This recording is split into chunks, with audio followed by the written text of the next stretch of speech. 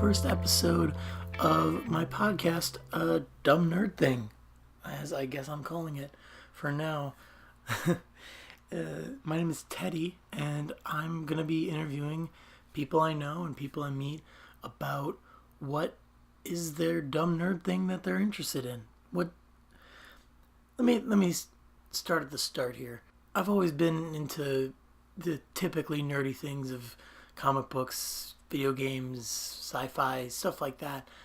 And I've noticed that when I have talked to people about things that they're interested in, they'll talk about it in the same way that people talk about superheroes or something like that. And everybody has that passion. Everybody has that one thing or two things that they're just really into and can talk about for an hour about why they like it or what's so cool about it, and why they want other people to be interested in it and what they see in it.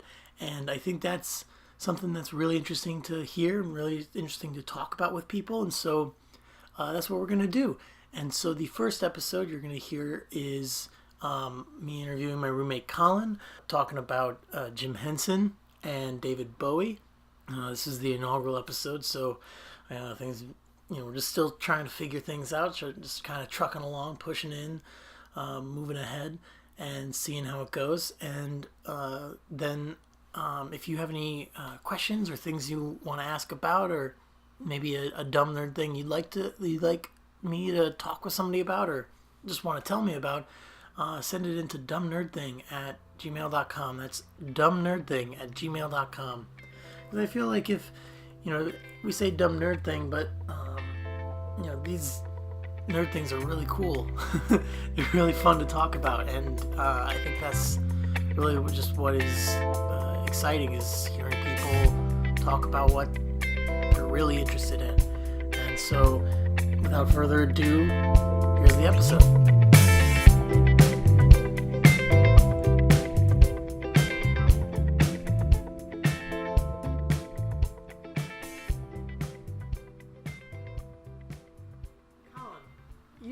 Have we started? Yeah, we started like 20 minutes ago. Oh. I'm not nervous. No, you don't need to be nervous. Yeah, I am, and you just seem to be very relaxed. I'm trying to assert kind of a powerful pose over you. In my space here. I'm going to T-pose dominance over you. Yeah. See, we have this banter, but really we're close friends. Hi. Yes, we're shaking hands now. This is an audio medium, so there's no visual. It was just for us. The audience doesn't need to be included in everything. So, Colin, you're what you would call a Hensonite. I thought we were starting with David Bowie. Oh shit. Well, okay. So today we're just I wanted to talk about dumb nerd things, because I feel like everybody's into like dumb nerd things. Everybody's got their own dumb nerd thing. Whether it's something actually nerdy or it's something cool like David Bowie. David Bowie's pretty cool. He is pretty cool. You're a big fan of David Bowie. Would you say that? I think that's fair. I think that's fair. Okay. I think that's fair. You don't need to lean into the mic. That's fine. Okay. So today we're going to be talking about two topics very close to your heart. One, David Bowie. Two, Him Jensen? Yes, Him Jensen. Him Jensen. And star of the Muppets. And a homegrown terrorist because of his plot to destroy the Capitol building. Well, it's a good thing David Bowie stopped him. It sure is, Tim. Why don't we just start with, where does this all come from? We can start with David Bowie. And did you listen to David Bowie a lot when you were in the womb? I was actually thinking about this. David Bowie is definitely the first artist that I discovered on my own. Because, I grew up with classic rock. A lot of Springsteen. Both of my parents liked Springsteen. My mom liked synth pop. My dad liked classic rock, so we'd listen to music in the car, listen to music on my mom's iPod. And then I was dicking around back on iTunes. Back when they had iTunes. Shout out to iTunes. This is not a paid sponsorship by iTunes. iTunes, hit me up for a paid sponsorship. iTunes is no longer around. I found David Bowie. I forget why. I think my aunt really liked him, so maybe I didn't find it on my own. But I just knew that it was. I just knew his name. I didn't know any of his music. And Space Oddity is the first song I heard, and I was like, oh, fuck me, that's good shit. That's muy bueno. Muy bueno. Space Oddity, Life on Mars, and I think Rebel Rebel were the first three that I just listened to because I was just like, who's this David Bowie guy? And it was the first song. My mom's not going to see this, right? Yeah.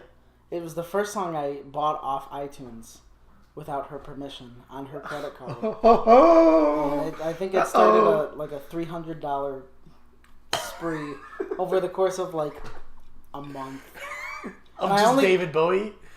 No, a lot of David Bowie, but I remember Space Oddity was the first one, and Life on Mars and Rebel Rebel were on there. I think Stairway to Heaven was on there, but that was one of Bowie's hits. That was the first 7. Stairway to Heaven is actually by The Who. Oh, who? Anyway. Okay, so you get David Bowie on iTunes, and you're listening to just like the hits on there. But where does the deep dive passion start? I don't know. I became really into him for a while, and like, I mean, for me to listen to like, nobody knew who David Bowie was in my grade school. Nobody knew who any old singer was. I think that's why I liked old music so much, because I like to be different. Don't we all? And then I found out classic rock is apparently one of the most popular genres of all time. Apparently it's on every radio station ever. Apparently David Bowie is one of the greatest musicians. Apparently David Bowie is a world-renowned musician, I found out. So that sucked ass. That sucks so much ass. No, because I was really into Queen for a long time. So I knew Under Pressure. And I didn't even like the song. I didn't like the song for a long time. And then I was listening to the lyrics like... Okay, so I was like into his stuff, and then sophomore year of college, which you may remember was a tumultuous time. Tumultuous time, yes. David Bowie died. I woke up at like 2 a.m. and found out he died, and I was like, damn, like, that sucks so much. Like, I was really into him forever, and then... Damn, I sound like a dumbass right now. No. Yeah, but then I got way back into him. I had a radio show at the time, and I did a David Bowie show, and pretty much ever since I've been kind of obsessed.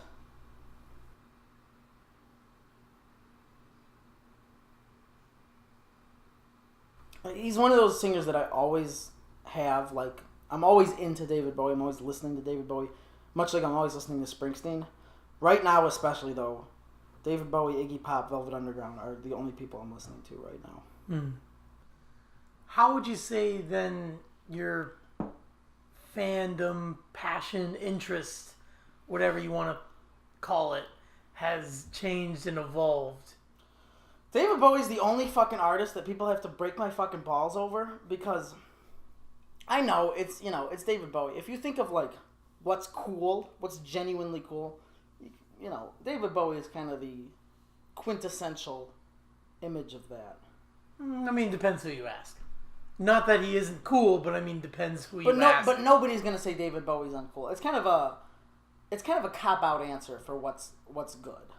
Yeah, I suppose he's like the greatest rock star of Springsteen's a little rock Americana. He's a little dad rock. It's not. It doesn't have the sex appeal of like saying David Bowie. It's a very like manufactured answer you can give and still be cool. But it's still really fucking good. I still really like David Bowie. So let's say I have a friend. Let's call her Mandy. And Mandy likes a movie with David... Barry Manilow. Yes, she's a big Barry Manilow fan. Mandy likes a movie with David Bowie in it. And I see the movie and I thought, oh, this is pretty good. It's got David Bowie, Henson, and George Lucas. Lord Lucas. And the girl from Requiem for a Dream. Yeah. You're not wrong. No, I'm not. Yeah, and this is, of course, Labyrinth. Yes, this is Labyrinth. But everybody's breaking my fucking balls because this is this girl's favorite movie. But it's a good movie. It is a good movie. That's my point. I haven't seen it, but from what I can tell, what I've seen, it's a very creative, imaginative movie. And there's 3 huge stars working on specifically what they're very, very, very good at. Yes. Because David Bowie's very good at music and being a rock star. And just being a force. Jim Henson is very, very, very good at effects and puppets and storytelling through these things. And George Lucas is very, very, very good at special effects and organizing those to be good. That is what he's good at, and nobody can take that away from him. Is the thing. Nobody can take that away from him. That's true. Try as they might. Okay. So a lot of people love David Bowie. A lot of people would say David Bowie's super cool, and he has major sex appeal, and defined a lot of what's cool for years and years and years to come. But what do you think is most appealing about David Bowie to you? I'm gonna sound like an asshole. No, sound like an asshole. The music, his music just fucking. It's just so fucking good, You ever hear Ziggy Stardust? Yeah, it's a good song. Yeah. You ever hear Suffragette City? Yeah, it's a pretty good song. It's a good song. So is it like the coming together of the music and the lyrics and his style? Well, he's just everything he does is everything he does is so different, and it's all at the top of its game. Mm-hmm. Every single album is so different, and he's just even without the music, he's just so fucking cool. He's like this skinny looking motherfucker with the lightning bolt makeup. And which album is that he has the? Well, it's the Ziggy Stardust tour, but it's also the cover of Aladdin Sane. Okay. Which is that's right there. Is on our shelf. It's right there. So David Bowie has had a lot of different looks and styles and aesthetics over the years. Is there one that speaks to you the most, or is it just that Ziggy Stardust? Because that album is one of my favorite ever. Ziggy Stardust, Born to Run. You Don't Mess Around with Jim. No, that's to me is the quintessential David Bowie, and also Space David Bowie. I don't know if this is. Can I do a plug? Yeah. But I'm working on a sitcom. It got picked up by CBS called David Bowie is My Roommate. Oh yeah. And so we're working with. Isn't that a spin-off of? No, it is not. It is an original. The other show. Where David Bowie's the roommate. No, there is no other show where David Bowie is the roommate. Is that Flight of the Conchords? He's not the roommate in Flight of the Conchords. It is a different thing. Okay. All right. Sure. Yeah. Sure. For sure, dude. We will discuss this after the podcast. I'm not recording right now. But it is a different thing. I'm not recording right now. He is. We haven't even started. I'm rolling. So wait. I've got it all committed to memory. Can you describe to me as a very, very the most casual David Bowie fan possible, Ziggy Stardust? Ziggy Stardust is a bisexual rock star from Mars who came down to Earth to warn humanity about its imminent collapse, and I think is ultimately unsuccessful. I think. And that's the concept of his Ziggy Stardust album, Ziggy Stardust and the Spiders from Mars. That's his band. He's got a lightning bolt on his face, and he plays the guitar. And what more do you want from me? You're like a fucking Ziggy Stardustologist? I mean, that's why you're here. I've been swearing a lot. My mom will not see this, correct? Unless you don't want her to. Good. Only if you don't want her to. So what's something about David Bowie that a lot of people think that frustrates you because you think it's a misconception? I think that David Bowie is very cool, and that's a blessing and a curse. So people think that people think that it's a manufactured thing to say, and it is. But there's a very real, genuine love for David Bowie that I have that people won't agree with until they've actually listened to him. Listen to more than just. There's an idea of what David Bowie is through his hits, and then there's the real appreciation for him when you listen to his actual discography. Well, it's not that his hits are Not bad, not but- amazing songs. His hits are just as good as his deep cuts. But they don't Which I think is encompass all of incredible. him?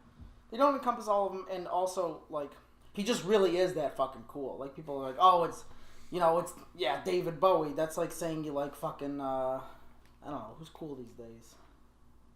People like that. Depends who you ask. Benedict Cumberbatch kind of guy. He David Bowie really is that kind of guy. I feel like Robert Downey Jr. really, really, really wishes he was David Bowie. He always shows up in those weird outfits and those weird glasses, you know? Yeah, I mean, he's very much not. Don't get me wrong. Yeah, I don't want to take that one. That's fair. Are there any recommendations you want to throw out to people to get into the gateway to David Bowie? Just start listening to him. Hunky Dory's a really good, accessible album. Which album is that of his, like, in... I think it's his second one. So, okay, it goes like this. His first album is called David Bowie, and it's really fucking bad. It's really weird. It's like... I did listen to it the other day, and it was like, oh. Yeah, it's not good at all. It's like a weird, like... I don't even know what you'd call it, but it's, like, so British and so... It's like weird folk comedy almost. Not comedy, but, like, it's got the same style. And then he has another album called David Bowie, which has been pretty much renamed to Space Oddity, and that's amazing. That's like this true folk album. Space Oddity, most people know that's an incredible song. Then he has Hunky Dory, which is like sort of gets into glam rock, but it's still pretty folky. He's got tributes to like Andy Warhol, Bob Dylan, Lou Reed, and that's like Changes was a huge hit on that, so a lot of people know that one. Ziggy Stardust is like the true definition of glam rock, and he continues that with Aladdin Sane. And then he gets into like Plastic Soul with Young Americans. He does like Diamond Dogs is like weird, kind of apocalyptic. I almost want to say like it's almost like a rock opera, but that really doesn't do it justice. Because when you think of rock opera, you think like Tommy. Ugh. I hate Tommy. It's so bad. Which is not, quote, not a rock opera you're talking about? Diamond Dogs. Diamond Dogs. So I don't know if the audience knows this. I don't know if you've built your fan base yet, but there's a third roommate, I being the first, Tim being the second, and a third being Jack, who used to ridicule David Bowie, mostly to get under my skin, but because he didn't understand. He understands now, though. And then we listened to Diamond Dogs on the speaker. We just sat in the dark. We put the Christmas lights up, and we just listened to Diamond Dogs. And I was like, because I'd never even listened to Diamond Dogs all the way through, but we heard it, and we were like, oh, fuck. When we got to Sweet Thing, like, which is like the third track, you're like, oh, David Bowie's pretty fucking good. And then 2 days later, Jack was like, all right, you win. Like, David Bowie's the best artist who ever lived. I'm like, I know. I always am. I'm the king. I'm the king. I'm the god. He's the king. Truly the king. I'm just the fucking best. Well, that's David Bowie. David Bowie was, as we said, in a little movie. You may have heard of it. It was called Star Wars. World War One. It was called Labyrinth. It's a good movie. And this movie was directed by Jim Henson. I think he wrote it too. Actually, really quick before we move on from David Bowie, I want to point out to you, David Bowie has been an influence in so many works of art. You cannot escape his influence. Many have tried, but perished in the process. Just, you can't even count the amount of artists that have been inspired by his creativity and coolness. One of which is comic book writer Grant Morrison. Of the Batman series. Who wrote for Batman. And in his Batman series, he wanted to do a total reimagining of the Joker, and took the Joker and made him into this like really weird character of just like he almost has this artistic vision of his relationship with Batman, and he refers to himself as the Thin White Duke of Death. And he kind of draws him very skinny, and he's not wearing a shirt. but he's got like suspenders on. And he's got like a razor, and he's very performative throughout the series, and that's a lot of what Grant Morrison was putting into that series. Muy bueno. And what I was really excited about was that Grant Morrison was then talking with another rock star for the movie Suicide Squad. He was talking with Jared Leto about like what the character of the Joker is. Star? He sings rock. He was in 30 Seconds to Mars, wasn't he? Yes. I always forget that. That band Sucks. can suck my ass. Yeah, they heard. Fuck you, 30 Seconds to Mars. You stole my album. And while the use of the David Bowie motif works really well in the comic book, Jared Leto took it to There's new heights and then there's new depths. new depths. New depths is the expression. of the Joker. He fucked it up, is what I'm trying He to say. fucked it up a lot, which is a shame because I was never very saw excited that Suicide he could. Squad. You don't need to. I won't. I don't like to watch movies. Makes me Movies are nervous. bad. But Movies that's make me want to be dead. that's- to quote the great. one of many. Another one is the villain of Part 4 of JoJo's Bizarre Adventure, is Yoshikage Kira, and kind of an interesting thing is that his stand is called Killer Queen, and one of his abilities called Another One Bites the Dust, and if you look at his face, he just is David Bowie. Let me bring up a picture. He just looks exactly like David Bowie. He does look a little bit like David Bowie. Yeah. That's not it. But there you go. So He also looks like Fred from Scooby Doo. I'm gonna Doesn't cut have that that out. fucking ascot. Uh, You're editing this, right? yeah. Good. A little bit. Okay, so we're gonna move right on to Jim Henson from that. A good segue. Thank you. I was up all night thinking of what would be a good segue between David Bowie and Jim Henson. And I thought, yes, JoJo's Bizarre Adventure. The animation. Which I have not seen. I would like that. I would like that on record. I don't watch anime. It's also a manga. Yes, it's also a manga. Which I have not read. Jim Henson. So I was watching a lot of stuff on him today, and he just seems like a very genuine performer, a very genuine entertainer.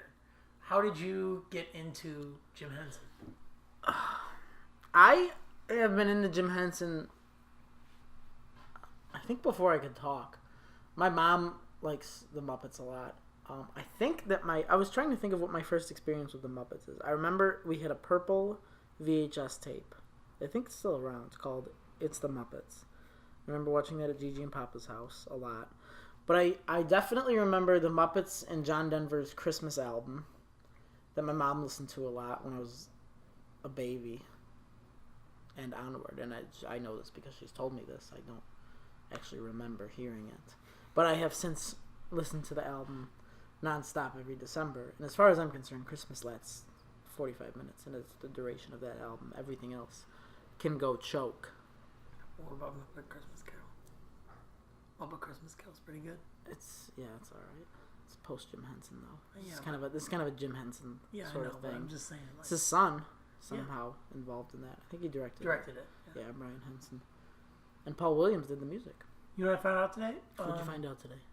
Is it? Wait, I don't know what movie it's in, but the scene where all the Muppets are riding bikes. Muppets Take Manhattan. Yes. I've heard. If you look in the scene, you see ahead of them. There's a man on a tricycle. It's a bike, but it's like a regular sized bike, but it has two back wheels. Is he pulling them? And he's pulling them, and it's Brian Henson. Oh, get out of town. Yeah. Yeah, they did that scene because when the Muppet movie came out, Kermit starts riding a bike. And everyone was like, what the fuck? Like, how did they do that? I thought they were puppets. Clearly, little men live inside these creatures. And they were like, oh, you think that was cool? What if we did it times 10? And everyone was like, oh, yeah, cool. I mean, we're still amazed. There's just more of them now. Take Manhattan is a good movie. Also, the Muppet movie is good. Also, The Great Muppet Caper. Good movies. Yeah. So, you have liked the Muppets ever since you can remember. Yes. I grew up watching Sesame Street. Which, can you clarify for the audience what Muppets means?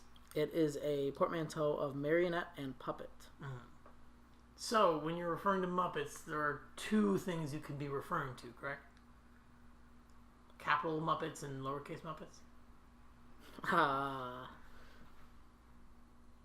I suppose. You can be referring to the Muppets, capital Muppets, which is like Kermit and Miss Piggy and Rolf and Fozzie Bear, or you can be referring to Muppets, lowercase Muppets, which is like any marionette puppet, which would include Sesame Street.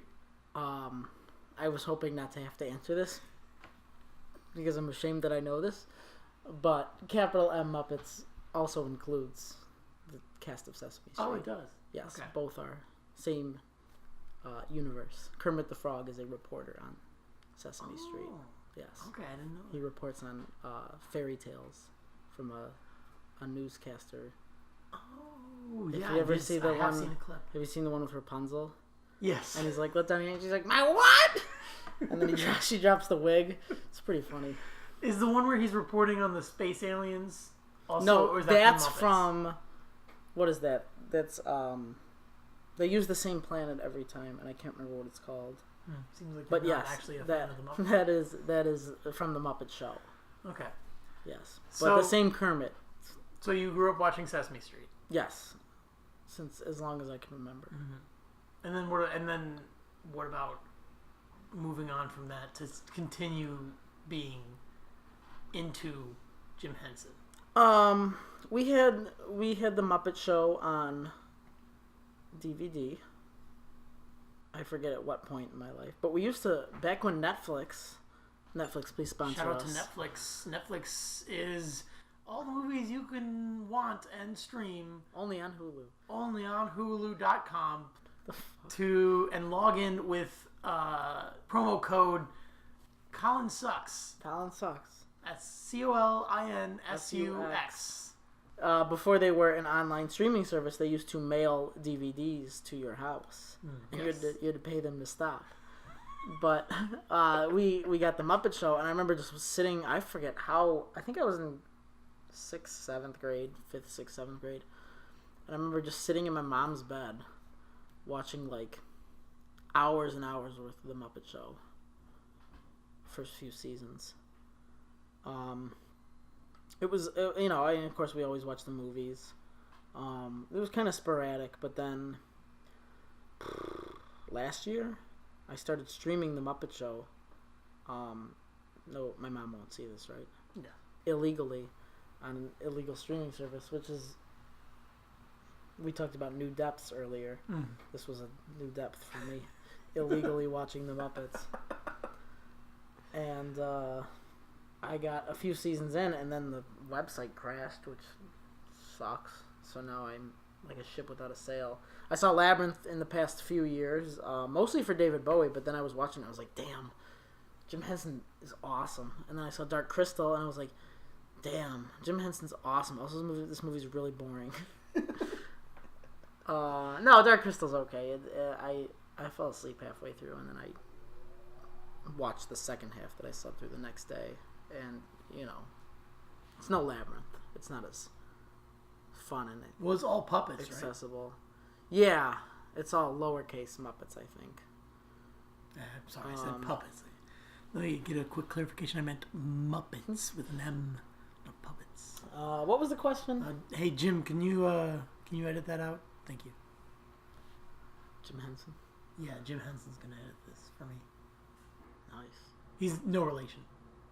It's not that Jim Henson. He just also happens It's not to be which named. Jim Henson. We're talking about him, Jensen. Oh yeah.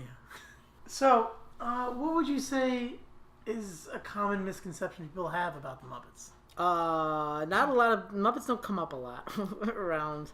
Well, there's a general idea of what the Muppets are. I don't think there's anybody that. I think those that know about the Muppets just.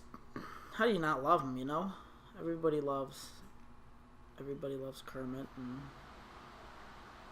shout out to our air conditioner, which just got really loud. Shout out to our air conditioner. Use promo code Colin Sucks. Anyway, misconceptions about the Muppets. That's the line even I won't cross. There's no everybody says X about the Muppets, but really it's Y. Well, okay. Everybody says that they suck and I'm lame for it, but I actually whip sack. There's a lot of there have been 2 movies of recent that have been the Muppets, and they've been the Muppets Returned, and then the Muppets Returned again, and then they had a TV show again. That I'm assuming you've seen the 2 movies, right? Yeah, I thought the movies were not. I thought they were nice little, I mean, for not having Jim Henson, I thought the songs are catchy. Brett McKenzie of Flight of the Conchords did the music. Oh yeah, he's the guy who came up with David Bowie's roommate. Funny. It's not the same. Okay. We will discuss this after the show. I haven't been recording at all. I know. You're just casually asking me questions at our kitchen table. Questions about your time. We're in a recording studio, actually. Yes, we have a budget. No, I liked the I liked the movies, but you did bring up the TV show, which I forgot about.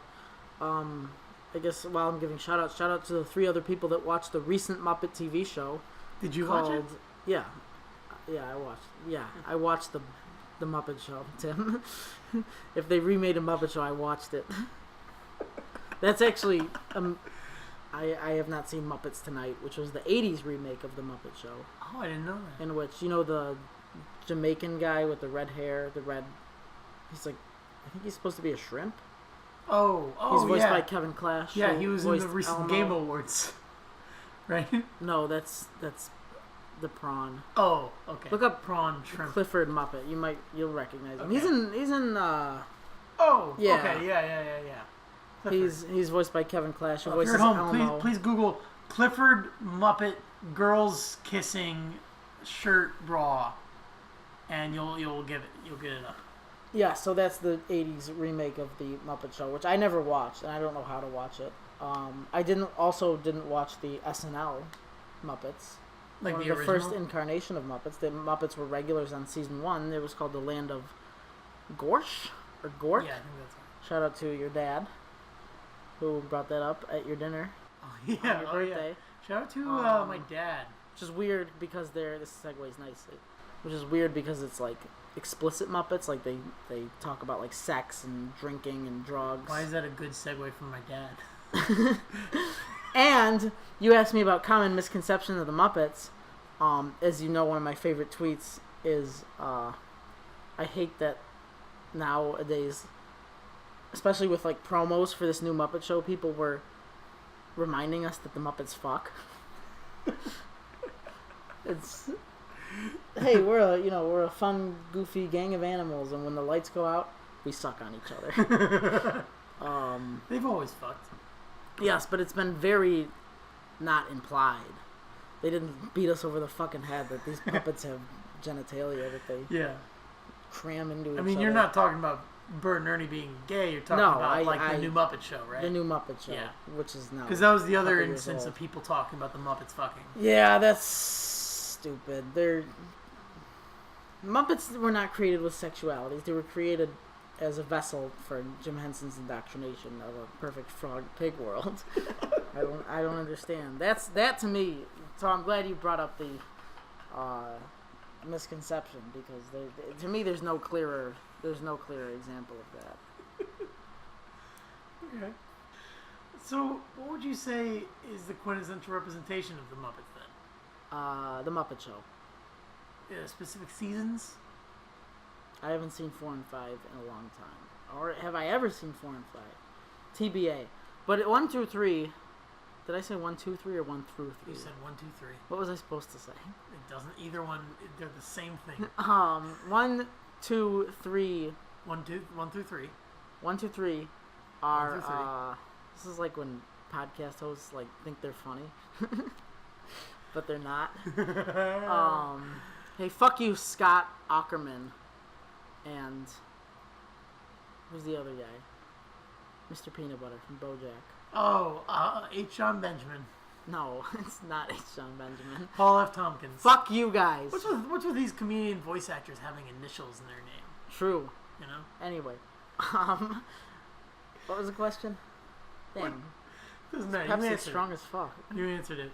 Okay, so how can people get into Jim Henson? Watch the Muppet Show. Yeah. It's really hard to do nowadays because I keep looking for a streaming service and I can't find any.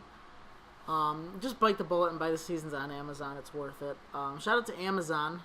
Amazon, sponsor us. Use promo code Collins. I know we were joking earlier, but are you gonna edit this? Please edit some of this. What was I saying?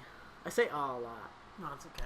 But no, I actually want to go back to talking about Jim Henson's career after the Muppets, or at least later on, after he had created the Muppet Show with Dark Crystal and Labyrinth, because I was watching a little documentary about it, and I feel like he was kind of punished, at least by critics and by the general audience, for when he stepped away from comedy, when he stepped away from kids stuff to make the Dark Crystal and to make Labyrinth, because those were things that really seemed to come out of his own creativity and his own love of imagination and imaginative worlds, and they were fairly universally panned for being boring or weird.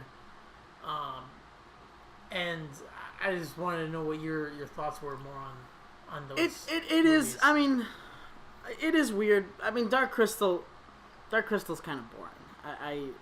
I'm not gonna pretend it's not. I like it. What do you like about it? I also I just like seeing the puppets and it's just it's a good 80s artifact that I think is interesting. And I like the work of Jim Henson and Frank Oz. They're very immersive in their puppetry. I don't know if they're better puppets or worse puppeteers. Jeff Dunham. He's worse.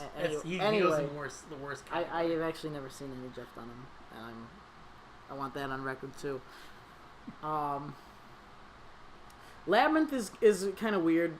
There's parts of it that are really fun, and there's parts of it that are so dark, which is emblematic of an 80s kids movie. But there's some scenes that are weird, like, it's hard to tell if it's a kids movie. Like, David Bowie has a huge bulge in that movie. He's got, I think it's like, kind of veiled as like a film about sexual assault. Oh, really? Yeah. I guess the hands well, are a big thing. This girl is like, she lives with her mom, and her mom married this new guy, and he's a nice guy, but the girl's like has some trauma, and she talks about like people having power over her, and you see in the picture on her mirror before she goes to the labyrinth is a picture of her mom and her old husband, David Bowie. Oh. And throughout the movie, he's kind of torturing her, taking through this maze. He's got a huge fucking bulge, and then he talks about, like, at the end through the final confrontation, he's like, oh, just do whatever I say and I'll be your slave. Like, I'll love you forever as long as you're, like, under my control. And then how she stops him, and she says the line that she can never remember when she's practicing her book: "You have no power over me." And it's all the characters who like helped her out through the way are like stuffed animals in her room. But it's not just dark. There's not just scary things. Like the first time when you see Hoggle, he's the main sort of guy that helps her out. He's pissing on the wall, which is weird. It's just something weird for a kids movie, for a puppet just to be like pissing. When she falls down the wall and the hands are grabbing her, that's weird. Yeah. Again, Dave Bowie's got a huge fucking dick. He It's does. just swinging around in the breeze. He's fondling the ball. Yeah, that too. It's very. There's a lot going on. There's more. You can read about that more online somewhere. I don't know where. I read it somewhere. But it definitely seems like it's not like a fan theory. It seems like it was the intention. But what do I think? At least like a thing put into the work, but not necessarily. Yes. I think it's an allegory. Yeah. You know what else I found out is, who wrote for part of it? Who wrote a lot of it is Terry Jones, Yeah, I knew that. of Monty Python fame. I was watching the documentary about it, and I was like, wait a second, that's Monty Python right there. I didn't know he was in Monty Python. Yeah. Yeah, he was I know one not of the enough about Monty Python. original cast members. Yeah, I just thought that was interesting, that there's so many, like, amazing people, talented people working specifically on what they're very, very good at Yeah, in that movie. it's a good movie. And we're back. We're going to do letter time because we have Just keep going. so many fans. If you want to reach out to the Dumb Nerdcast, as I am officially christening it. Really? That's what you're gonna call this? Dumb Nerd Things. Send your letter of questions about the topic or requests for a future topic or just something you're really into yourself as a dumb nerd to dumbnerdthing@gmail.com. That's dumbnerdthing@gmail.com. Let me just check check us out. We already have our first email. Andy from Google says, I'm so glad you decided to try out Gmail. Here are a few tips to get you up and running fast. Thanks, Andy. Real quick to get through. First one comes from a young boy named Fim Try, who says, how have you incorporated these people into your lives, Colin? How have you incorporated David Bowie and him Henson into your life? I thought you were going to ask how you've incorporated me into your life. How have I don't know. I listened to David Bowie all the fucking time. I was David Bowie for Halloween one year. I remember. Shout out to Halloween, the holiday. Halloween, please sponsor us. Yeah, I was David Bowie for Halloween one year, and I had an awesome costume. I had a white button down that was like unbuttoned down to like my heart. I had a good glass medallion, diamond. Had the makeup looked really good. I wouldn't know because there are no pictures of that night. There's like one blurry picture of my mirror where I was 3 sheets to the wind, or Half in the Bag, as our new show is called. Hey, Half in the Bag. Tune in to Half in the Bag every Monday at 2. There's a bag, and we're in half of it. The other half is Red Letter Media. Yes. We're the other half of the bag. Yeah, I should have called it Full in the Bag. Fuck you guys. Red Letter Media, please sponsor us. Use promo code. We are Blue Letter Media. And my costume whip sack, I had a very good friend help me out with it. Yeah, so it was just it was a good time. I also watch a lot of the Muppets, and I like Jim Henson. I don't know what the fuck you want from me. What do you mean incorporated in my life? I don't know. Sometimes the people you're into, the things you're into, kind of affect how you live or what you kind of bring to your life. I had a friend tell me that I couldn't be into David Bowie because I don't do cocaine.